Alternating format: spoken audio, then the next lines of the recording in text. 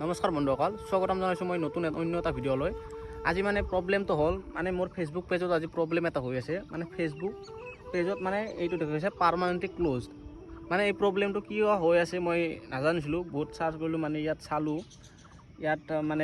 চালোঁ কিছুমান বস্তু, তাৰ পাছতে গম পালোঁ যে ইয়াক কেনেকৈ ঠিক কৰা হয়। সেইবাবে আপোনালোক শ্বেয়াৰ কৰিলোঁ। আপোনালোকৰ যদি এই প্ৰব্লেমটো হৈ আছে তেতিয়াহ'লে ঠিক কৰি লওক আৰু এই ভিডিঅ'টো সম্পূৰ্ণভাৱে চাই থাকক। তো এতিয়া আমি ভিডিঅ'টো মানে কাষৰ স্ক্ৰীনত দেখুৱাই আছোঁ, আপোনালোকে চাই থাকক। পোনপ্ৰথমতে আপুনি আপোনাৰ ক্ৰম ব্ৰাউজাৰটো অ'পেন কৰি লওক। ক্ৰম ব্ৰাউজাৰটো অ'পেন কৰি ফেচবুকটো লগ ইন কৰি লওক। লগ ইন কৰি আপুনি আপোনাৰ পেজটো অ'পেন কৰি লওক।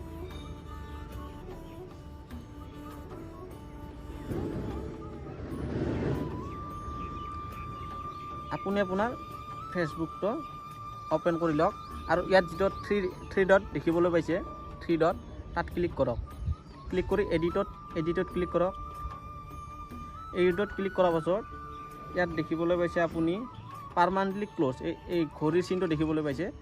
ইয়াৰ এডিটৰ মানে ইয়াৰ কলম চিনটোত ক্লিক কৰক। ক্লিক কৰি ন' হাৰ্ছ এভেইলেবল, মানে এইটো মানে টাইম নোহোৱা, মানে টাইমলেছ কৰি দিলেই হ'ল। মানে ওপৰত ক্লিক কৰিলেই হ'ল। ন' হাৰ্ছ এভেইলেবল ইয়াত ক্লিক কৰক। মানে আপোনাৰ প্ৰব্লেম ছল্ভ হৈ গ'ল। অ'কে, এতিয়া মানে এই প্ৰব্লেমটো ছল্ভ হৈ গ'ল। মানে মই ভাবি আছিলোঁ কিহৰ কাৰণে হ'ল। পাছত ইয়াত ক্ৰম ব্ৰাউজাৰ অ'পেন কৰি চোৱাৰ পাছতে গম পালোঁ যে এনেকুৱা মানে প্ৰব্লেমটো ছল্ভ কৰা হয়।